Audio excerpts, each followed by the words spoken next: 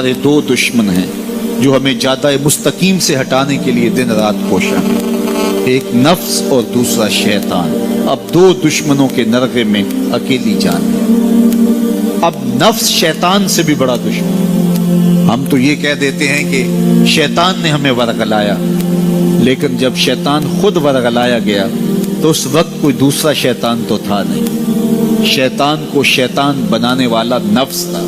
اس نے سر اٹھا کے اندر سے کہا تھا نا، انا خیر منہ، میں بہتر، خلقتنی من نار وخلقتہ من طین، تو نے آدم کو مٹی سے اور مجھے آگ سے بنایا، آگ افضل ہے، مٹی مفضول ہے، لہذا افضل مفضول کو سجدہ کیسے کرے؟ اس کے نفس نے یہ دلیل تراشی تھی۔ اللہ چاہتا تو اس کی دلیل کے بکی ادھیڑ کے رکھ دیتا، لیکن کوئی جواب نہیں دیا، بلکہ فرمایا میرے دربار سے نکل جا۔ اللہ اکبر۔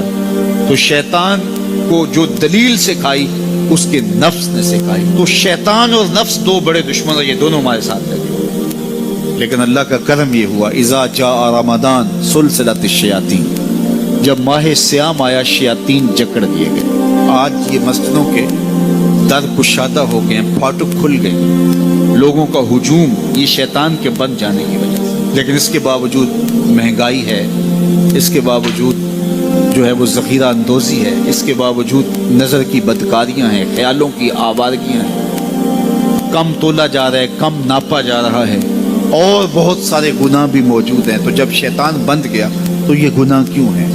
تو جواب اس کا یہ ہے کہ نفس موجود ہے۔ شیطان کے بندنے کی وجہ سے نیکی کا ماحول پیدا ہوا، نفس کے موجود ہونے کی وجہ سے برائی کا ماحول موجود ہے۔ لیکن ہمارے لیے موقع ہے کہ شیطان بند گیا، نفس کا مقابلہ کریں۔ اب نفس کا مقابلہ کیسے کریں گے؟ نفس نتواں کشت الا باسے چیز، بات گوئم یادگیرش اے عزیز، کہا یہ نفس نہیں مرتا، لیکن تین اسلحے اگر تیرے پاس ہوں تو پھر یہ ٹھہر بھی نہیں سکتا۔ وہ تین اسلحے کون سے ہیں؟ خنجر خاموشی و شمشیر جو، نیزائے تنہائی و ترک ہجو۔ خاموشی کا خنجر، بھوک کی تلوار اور تنہائی کا نیزہ۔ کہا یہ تین اسلحے لے لے، پھر نفس پہ ٹوٹ پڑ، نفس تیرے آگے ٹھہر بھی نہیں سکے۔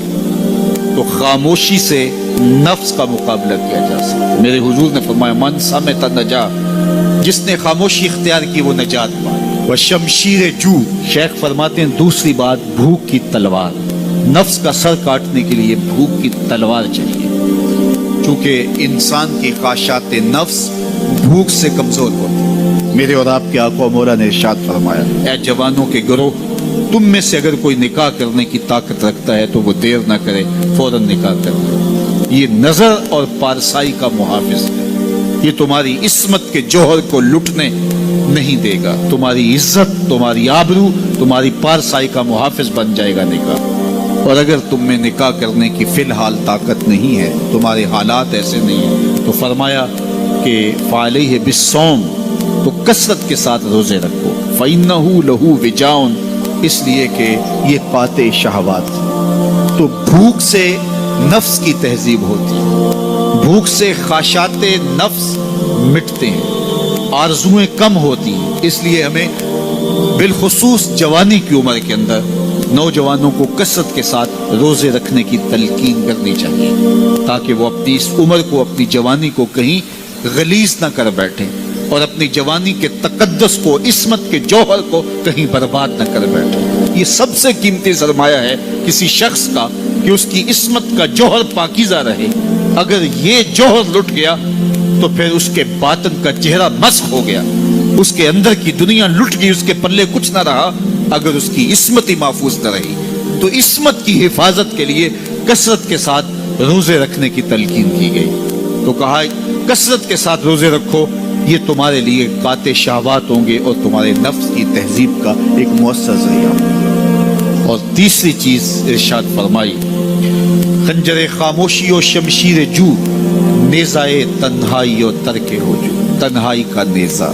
میلوں ٹھیلوں میں زیادہ پہنچنا، بازاروں میں جانا سوائے فتنے کے اور کچھ نہیں۔ اس لیے فرمایا گیا مسجد میں جلدی جاؤ دیر سے آؤ، اور بازار میں دیر سے جاؤ جلدی واپس آ جاؤ۔ تمہارا دل مسجدوں میں لگنا چاہیے۔